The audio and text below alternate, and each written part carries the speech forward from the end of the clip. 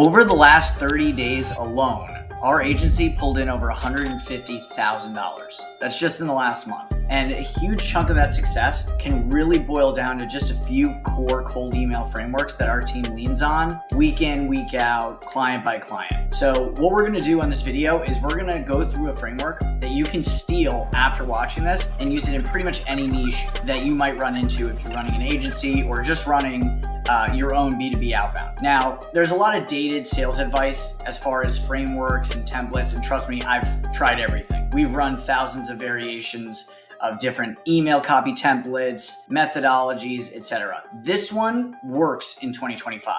Why? It cuts through the noise by focusing on genuine personalization. So we're actually trying to show value to the recipient instead of, listing a bunch of features and screaming about reasons why we're so amazing, why we're so great. And that's a lot of what's in their inbox. This framework works because it focuses on being relevant to the person that receives it. That's the fundamental guiding principle. And we've seen it all. We've sent over 5 million cold emails, tested and iterated hundreds of times to finally land on a set of template structures that works. So stick with me the next few minutes and you'll walk away with a framework that can seriously multiply the number of qualified meetings that you're gonna book for your team. And as a bonus, I'm gonna show you later how we guarantee the best possible technical setup to ensure that all that effort that goes into those carefully crafted emails actually lands in the prospect's primary inbox and you don't end up in the junk folder, which means your DOA, no one's gonna go and look in there. All right, let's get into the actual framework for this template. The first part, obviously, the subject line. Now,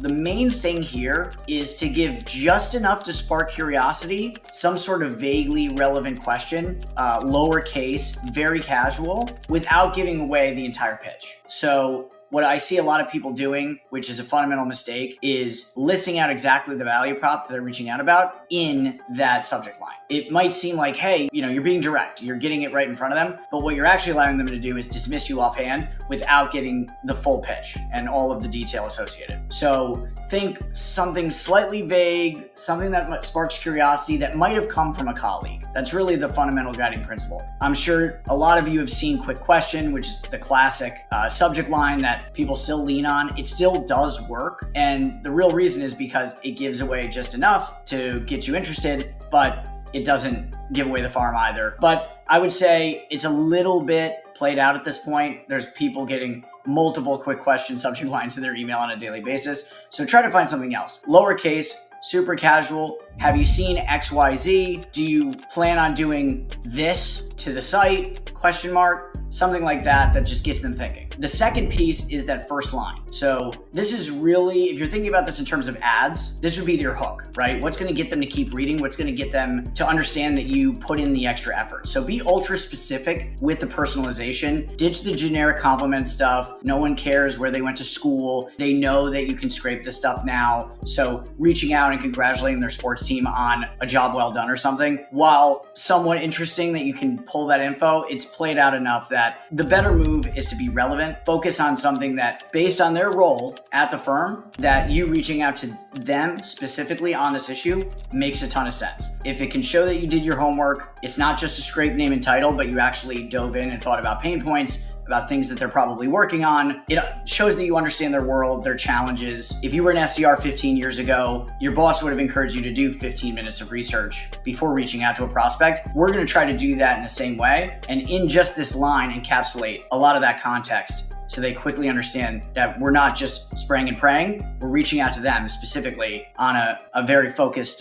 value proposition. The third piece, actually, value proposition, right? So now we wanna frame it as the before and after transformation. So here's what you're gonna get. You wanna focus on benefits, not on features. It's really tempting to say, hey, we just launched XYZ feature, it does this, this, and that, but people are busy. All they care about is themselves. You want to translate it into what it's going to mean for them. You're going to save this much time. Our average person in your role saves this much time. They make this much more revenue. They are able to launch XYZ more initiatives, ad campaigns, whatever that value proposition is. Be as specific as possible and focus on the benefit. Focus on what happens. What's the after state rather than getting into the weeds of how you're doing it all.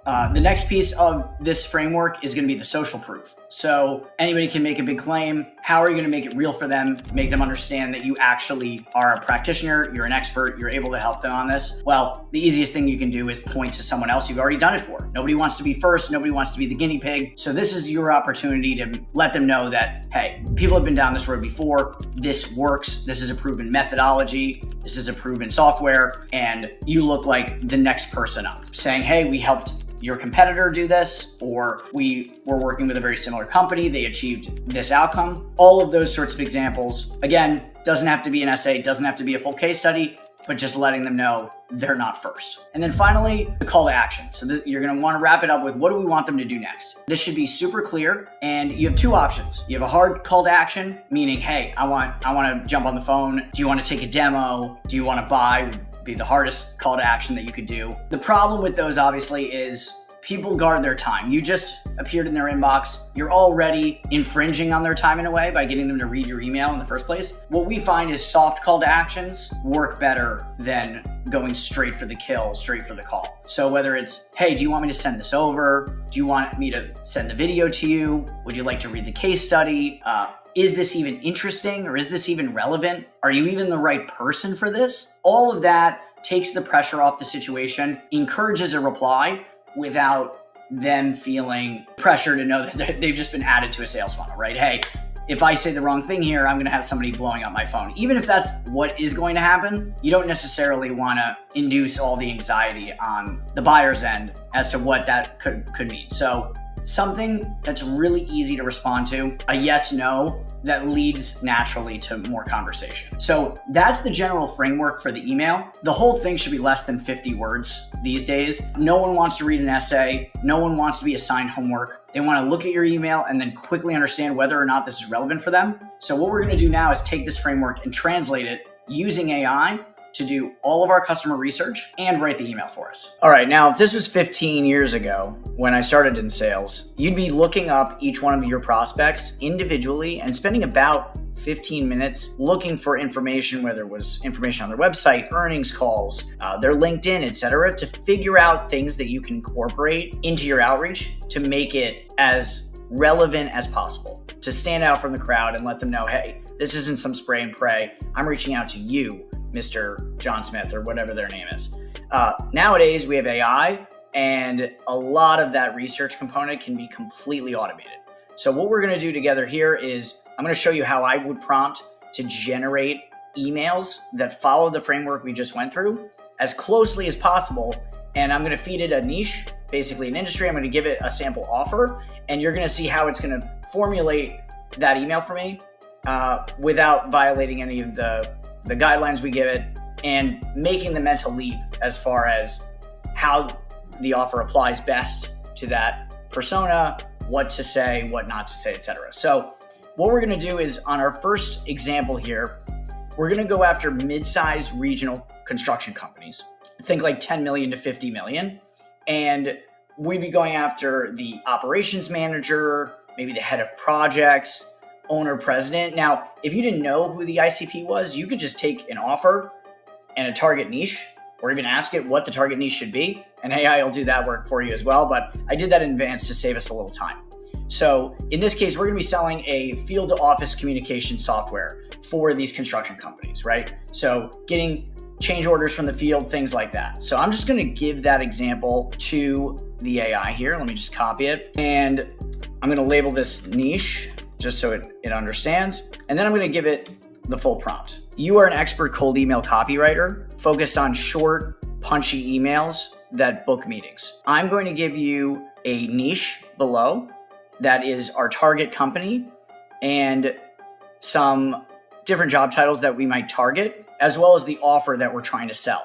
Your task is to generate 2 to 3 examples of cold emails that follow the framework below to the T, but incorporate elements or dynamic variables that you know 100% can be sourced via something like Clay, using web scraping, or just your training data.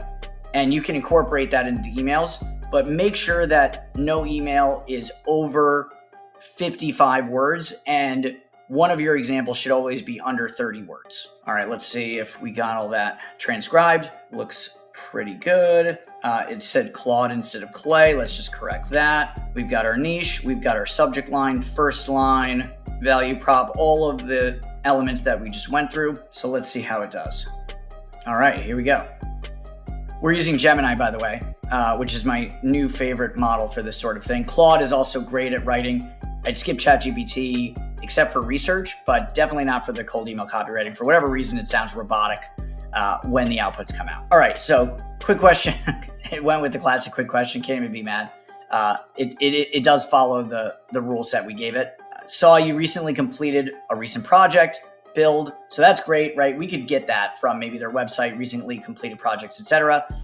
Okay, managing change order approvals from a particular region. So we did our homework there. In the office without lag must be a constant juggle. Imagine your field supers submitting change orders via phone instantly, cutting approval loops by half. So we've got the specific example of the value prop there. We just helped another regional GC. Obviously, this would be better with the actual name, but it's got a hard number here. The delays are down by 35%. Would you have a similar use case? And then we're going for that soft call to action. Would you like a quick case study on it? Here's another example below. Again, following very similar lines. It is doing a good job of finding things that we could incorporate with dynamic variables using Clay without it being stuff that we wouldn't be able to find, right? We would be able to find company name, obviously. We should be able to find materials that are used and obviously the type of construction projects that they take on. This last one is the ultra short. This stuff really inboxes well to Outlook from what we've seen. Outlook is obviously on everybody's mind in cold email because it's super difficult to inbox. What we're seeing is less than 30 words has the best shot possible of getting to the primary inbox. So you want to be able to cut the fat if you need to and test out ultra short emails just to get the conversation going to those Outlook users. Because if you don't deliver, then it's all an exercise of futility anyway. And you're better off trying something like this, getting the conversation going and selling later than trying to sell everything in the first email and not even hitting the primary. So here we're calling out first name, seeing your company active in a particular area. Here's the quick question. Are field change orders slowing you down? Our out-end gets info to your office instantly, helps GCs trim around 40% lag. Curious, question mark. Great email. I would send that on behalf of our clients all day. So that's a quick example for you of how you can take AI and use it to do all of the research and write around the framework that you give it as well. All right, now before we jump into the second niche, there's one thing that you should know. It doesn't matter how good the email copy is. Email deliverability is still the most important metric for cold emails, especially because the entire system, Gmail, MS365, Outlook, etc., they're arrayed against you. And the worst part is most of the outreach tools on the market don't address the most fundamental piece of the architecture, which is the inboxes, what you're actually sending from. They just expect you to plug in email addresses at random, or hopefully not, but in many cases, people are plugging in their primary domains. Don't even get me started there. And they act like you can just start writing copy, and there isn't a million ways that you could end up wasting a bunch of time only to end up in the spam folder. As a team that spent thousands of hours and sent millions of emails over the course of the last couple of years, thousands and thousands every single month, I decided after a certain point that we needed to create software to solve this problem for ourselves. We need software that solves for deliverability and allows you to send at scale. So that's what we built. This software allows you to send anywhere from 10,000 to millions of cold emails per month and makes it super simple to set up the multiple domains, hundreds or thousands of inboxes that you might need that are all purpose-built for cold email. These accounts check every box on the Microsoft and Google security list. We take care of all the annoyances from finding available domains to setting up DKIM and DMARC to generating email address variations using AI based on just names that you give us. It'll spit out 50 variations or whatever's required. You just order, check out, and in 48 hours, you have your mailboxes ready to warm up in your sequencer. If you want to try it out, click the link below and our team will get you set up to start sending immediately. All right, we're coming back into our worksheet. We're gonna do one more example with a different niche just to show you how we might do this for a different space. So we're gonna go into the food production arena. And this will be about a compliance capability and software here. So I'm just going to paste in the niche here. So food and beverage manufacturing companies is the target.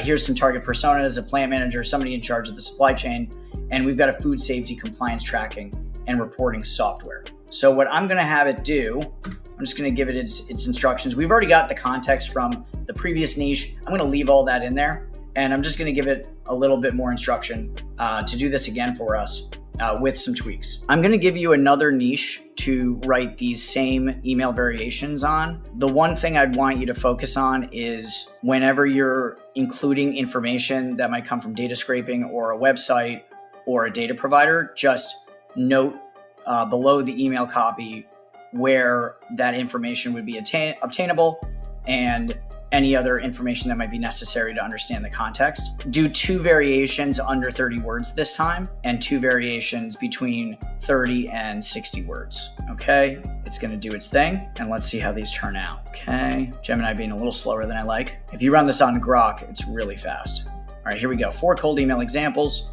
for food and beverage manufacturing companies. Easier audit trails ? Great little subject line. Just enough to pique the curiosity, but not too much. Okay, first name, prepping, company names, specific product type documentation for audits. And then it's calling out specific types of audits, which is great. Takes weeks. Picture instant error-free reports. Firms like yours. Obviously, instead of this, it'd be more powerful with the name of a case study, but we could feed that into the model and it would throw that in there for us.